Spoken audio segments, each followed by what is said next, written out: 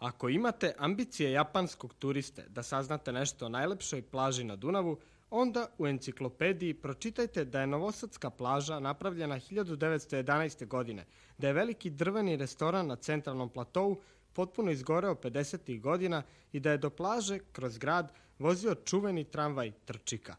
Ali ako želite da upoznate štrand kroz oči Novosađana, svakog 15. maja oni su zajedno, poput školaraca prvog dana škole. Sabiraju utiske sa raspusta i raduju se novoj sezoni. Znaš kako su ranije kabine bile? Bilo ovaj red i još jedan red. I tamo bilo tako jedan red i dva reda. A ko je dobio? Dobijali gospoda. Njegov tata profesor imao. Vidiš, slikaj Lolu. On je tu obučavao ove male decu. Ali bilo alkohola na plaži? Kako neće biti alkohol? Pa nije mogao niko raditi bez alkohola. A šta se pilo? Pa pilo se klakera, kabeze. Ali to nije alkohol. Pa kako pa to je onda bio, znaš, kad dođeš na šant, bilo otmeno da piješ klaker, kabezu, znaš. Alkohol se nije tako točio, mislim pilo se, ali ne tako ko što danas se pije, da.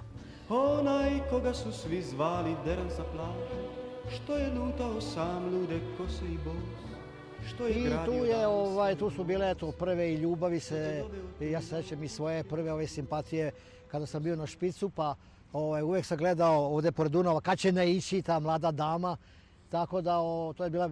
Pa je naišla? I naišla je, da. Otprilike znam kad je... Sećate se kako se zvala? Zvala se Branka. A kakve su ženske nosile? Da, ženske nakaze bile, evo jela sa papilotama dolazila na štrand. Ona će reći da nije, evo. Takve se ženske bile da su se ovde undulirale, da bi uveče lepo izgledale. Onaj koji te tad često nazvao ružna, mada za njeg si ti bila ljepša od svih. Ona je zao i mlado najsanjivitih. Kupači, mama mi napravila Tarzan gaće. Bile ovo, a plavo bilo ovo. Ej, a to plavo ja ne znam, to je ona valjda obojila u vešplavu. Ja kad sam ušao u vodu, to nestalo. Inače, kad smo ulazili na štrand, tu su bili policajci i koji su gledali kako su muškarci obučeni, u kakve kupaće imali gaće.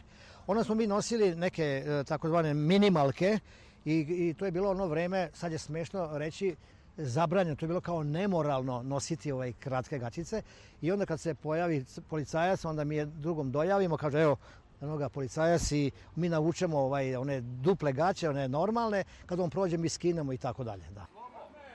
Taj što radost i bol kao profesor zna i što hiljade zvijezda nabrojiti zna, to ti uzima ruke da... Dobro, golubice moja. Gledam ja ovde manijački, gledam ove mačke mlade, ali vrcaju ja... Evo, još uvek jedemo, da. Neću se predmiti, prepelice moja. Dobro. Ajde, servus, ich liebe Diphthong, ajde, sneg, gazi mi. I još i sad, to